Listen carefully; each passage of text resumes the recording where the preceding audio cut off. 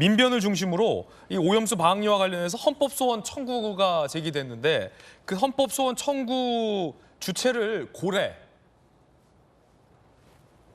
고래로 해서 법적인 논란이 일고 있습니다. 과연 고래가 헌법소원 청구인이 되느냐 법적으로 이게 좀 관전 포인트인데요. 일단 이야기 들어보시죠.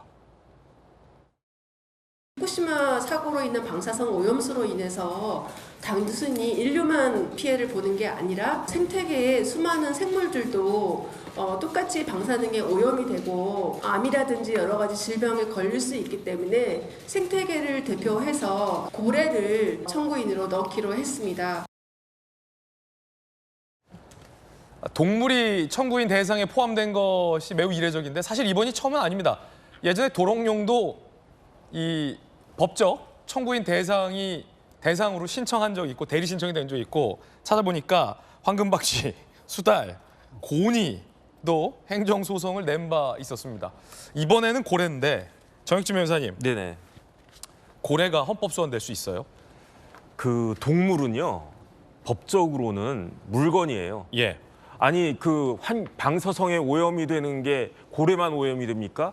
이 볼펜도 오염되잖아요. 그럼 볼펜도 헌법소원의 청구인이라고 하면 되지 않겠습니까? 말이 그렇게 되는 거예요. 그러니까 이거는 상식적으로 저렇게 이야기가 안 되는 이야기를 계속하니까 오히려 주장이 예. 더 근거가 없는 것으로 보고 더 때가 그렇게 하는 것으로 보고 지금 라파엘 그로시 사무총장한테 고래가 헌법소원 하겠습니다라고 하면 그 라파엘 그로시가 참 그 사람들을 정상적인 사람으로 보겠습니까? 제가 봤을 때는 좀 그다음에 이제 저분 변호사가 저런 식으로 말씀하시는 거는 나가도 선을 한참 지난 것이 아닌가 하는 생각이 듭니다. 잠시 부연 설명을 드리자면 과거 동물이 청구인 대상자로 됐을 때 법원의 반응들을 제가 좀 찾아봤는데 뭐 판례라고는 아니겠죠. 도롱뇽 소송 1, 2심 재판부와 대법원은 자연물에 해당할 수 있는 도롱뇽이 사건을 수행할 당사자 능력이 없다라고 의견을 밝힌 바 있고 황금박쥐, 검은머리 물대새, 사냥을 원고로 한 소송도 모두 같은 이유로 각하가 됐습니다. 특히 황금박쥐 소송 당시에 청주지법이 동물의 당사자 능력을 인정하려 해도 폐갱도 내에 서식하는 여러 황금박쥐 개체 중 어떤 황금박쥐가 과연 소송을 제기하는지가 모르겠다. 그래서 그 황금박쥐가 설사 인정된다 하더라도 전체를 다 대표한다라고 법적으로 인정될 수가 없다라는 이유로 지적된 바 있습니다. 대개 동물을 껴넣었을 때 법적으로 인정이 안 됐군요, 정혁진 변호사님. 아니 그 법적으로는요 아무리 우리 집 강아지가 이쁘고 그래도 그거는 물건이란 말이죠. 너무 저 동물들에게 박한 거 아닙니까? 아니 뭐 그래도 동물은 동물이니까 사람하고 동물은요 큰 차이가 있지 않습니까? 사람이 동물로 되면 그게 말이 되겠습니까? 그러니까 어쨌든 저런 부분들은 진짜 이 문제를 희화화시키고 그다음에 저런 문제를 통해 가지고 피해를 보는 사람들이 있잖아요. 고래가 피해를 보는 게 아니고 어민들이 피해 보는 거 아니겠습니까? 이 부분을 왜 생각을 안 하는지 모르겠습니다. 정혁진 변호사님, 돌고래는 IQ가 많이 나오면 한 90까지도 나와요. 네. 그러면 제 친구보다 IQ가 높은 돌고래도 있는데 돌고래는요?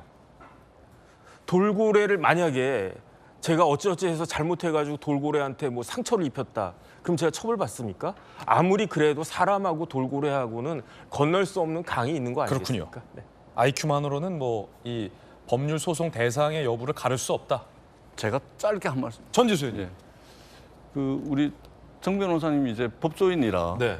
이 법률 해석을 너무 엄격하게 하시는 것 같은데 최근에는 좀 틀리죠. 트렌드는 좀 다르다. 예, 왜냐하면 반려동물 학대하면 그거 깜빵 가요. 벌금 받습니다. 그래서 제가 여쭤본 거예요. 방금 그렇습니다. 돌고래 얘기. 예.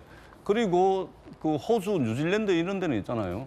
지금 강아지를 넘어서서 고양이, 뭡니까 소, 돼지, 그 다음에 물고기에 이르기까지 사람이 먹기 위해서 그 동물들이 사람이 먹기 위해서 그 동물들을 이제 죽일 때 고통 없이 죽이도록 다 규정을 하고 있습니다. 그러니까 동물이 물건이다.